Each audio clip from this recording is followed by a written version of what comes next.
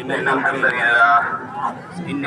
لله نحمده ونستعينه ونستغفره ونعوذ بالله من شرور أنفسنا ومن سيئات أعمالنا. من يهده الله فلا مضل له ومن يضلل فلا هادي له. وأشهد أن لا إله إلا الله وحده لا شريك له. وأشهد أن محمدا عبده ورسوله. أما بعد فإن خير الحديث كتاب الله وخير الهدي هدي محمد صلى الله عليه وسلم وشر الأمور محدثاتها وكل محدثة بدعة وكل بدعة ضلالة وكل ضلالة في النار. فأعوذ بالله السميع العليم من الشيطان الرجيم. ولكل أمة جعلنا منسكا ليذكروا اسم الله على ما رزقهم من بهيمة الأنعام. وقال النبي صلى الله عليه وسلم إن الله لا ينظر إلى صوركم ولا إلى أجسامكم ولكن ينظر إلى قلوبكم وأعمالكم. محترم سامعین کرام، دینی و اسلامی بھائیوں، ماں اور بہنوں، آج عید الاضحیٰ کا دن ہے اور بجا طور پہ ہمیں آج کے دن خوشی و مسرت منانے کا حق ہے، کیونکہ اللہ تعالیٰ نے ہمارے لیے سال میں دو خوشی کے موقع رکھے ہیں، ایک عید الفطر اور دوسری عید الاضحیٰ. اللہ کے نبی صلی اللہ علیہ وسلم مکہ سے ہجرت کر کے جب مدینہ تشریف لائے تو دیکھا کہ وہاں کے لوگ 2 دنوں میں کھیل کود کرتے ہیں، خوشیاں مناتے ہیں. اللہ کے نبی صلی اللہ علیہ وسلم نے پوچھا کہ کس مناسبت سے تم خوشیاں منا رہے ہو؟ تو انہوں نے بتایا کہ یہ ہماری روایت رہی ہے، بہت پہلے سے ہم اس طرح سے خوشیاں مناتے ہوئے چلے آئے ہیں. اللہ کے نبی نے کہا کہ اللہ نے تمہارے لیے ان 2 دنوں سے بھی بڑھ کر خوشی اور مسرت کا دن عطا کیا ہے، وہ ہے عید الفطر اور عید الاضحیٰ. تو سال میں یہ 2 گھڑی آتی ہے جس میں ہم بے انتہا خوشی مناتے ہیں، اور حق بھی ہے کہ ہم ان دنوں میں خوشی منائیں. پیارے دوستو، یہ عید الاضحیٰ کا موقع ہے. اس مناسبت سے کچھ باتیں جو انتہائی اہم ہیں میں آپ کے گوش گزار کرنا مناسب سمجھتا ہوں. اللہ تعالیٰ نے قرآن کریم میں ارشاد فرمایا وَلِكُلِّ أُمَّةٍ جَعَلْنَا مَنسَكًا لِيَذْكُرُوا اسْمَ اللَّهِ عَلَىٰ مَا رَزَقَهُم مِّن بَهِيمَةِ الْأَنْعَامِ. ہم نے ہر امت میں قربانی کا طریقہ عائد کیا ہے. ہم نے ہر امت میں قربانی کا طریقہ وضع کیا ہے تاکہ وہ اللہ رب العالمین کے دیے ہوئے چوپائے پر اللہ رب العالمین کا نام لے.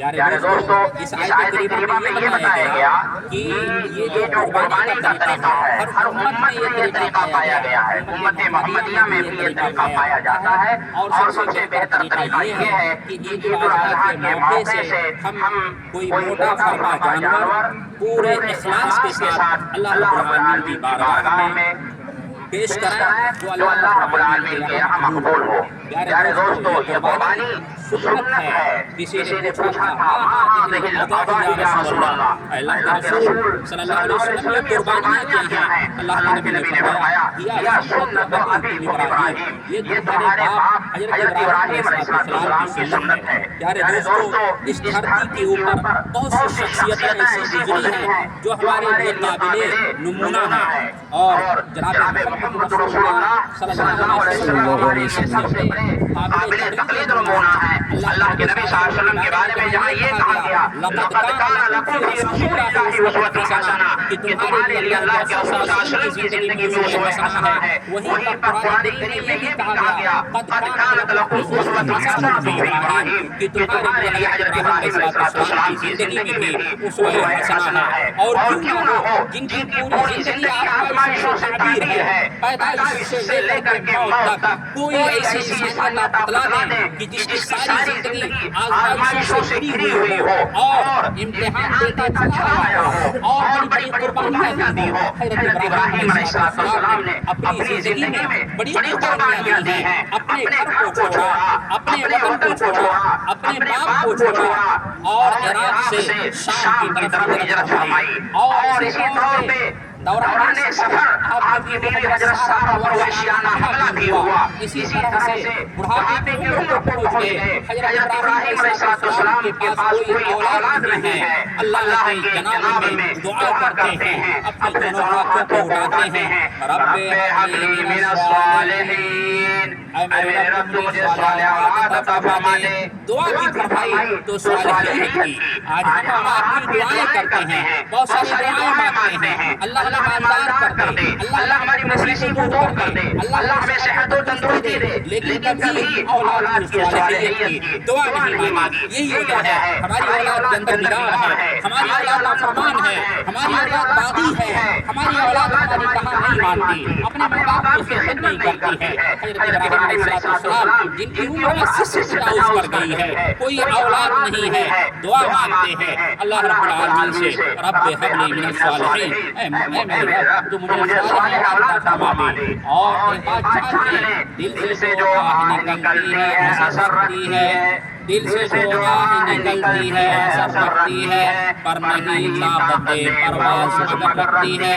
हज़रत इब्राहीम अलैहिस्सलाम ने पूरे इखलास के साथ दिल की गहराई और गहराई के साथ अल्लाह रब्बुल आलमीन से औलाद तलब किया।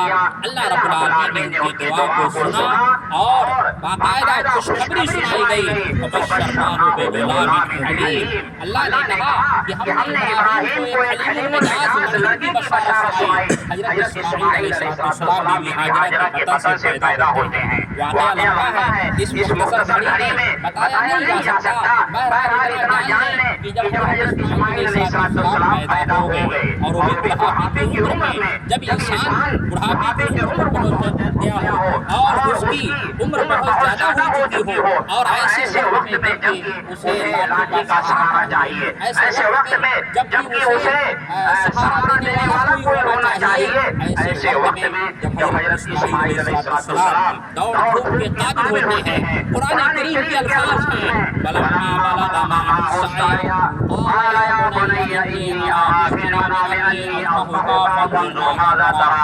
हज़रत इस्माईल अलैहिस्सलाम जब दौड़ धूप के काबिल हो गए तो हज़रत इब्राहीम अलैहिस्सलाम को ख्वाब में दिखाया गया। ख्वाब में क्या दिखाया गया कि वो अपने ही हाथ से अपने बेटे को ज़िब्ह कर रहे हैं। जरा तसव्वुर कीजिए, हज़रत इब्राहीम अलैहिस्सलाम ने जहाँ बड़ी बड़ी कुर्बानियां दी हैं, अपने वतन को छोड़ा, इसी तरह से नारे नमरूद में डाले गए, वहाँ से जिंदा सही सालिम बच करके आए। इसी तरह से हज़रत इब्राहीम अलैहिस्सलाम के एक इशारे पर अपनी बीवी हज़रत हाजरा और बेटे इस्माईल को मक्का के प्यारे सरजमीन में छोड़ाए थे। आज जब दौड़ धूप में काबिल हो गए, अल्लाह की तरफ से इशारा हुआ कि ऐ इब्राहीम तुम अपने बेटे को मेरी राह में कुर्बान कर दो। हज़रत इब्राहीम अलैहिस्सलाम भला कैसे तअम्मुल कर सकते थे, अपने अंदर कैसे झिझक पैदा कर सकते थे, फौरन अपने बेटे से कहा क़ाल या बुनय्या इन्नी अरा फ़िल मनामि अन्नी अज़बहुका फ़ंज़ुर माज़ा तरा।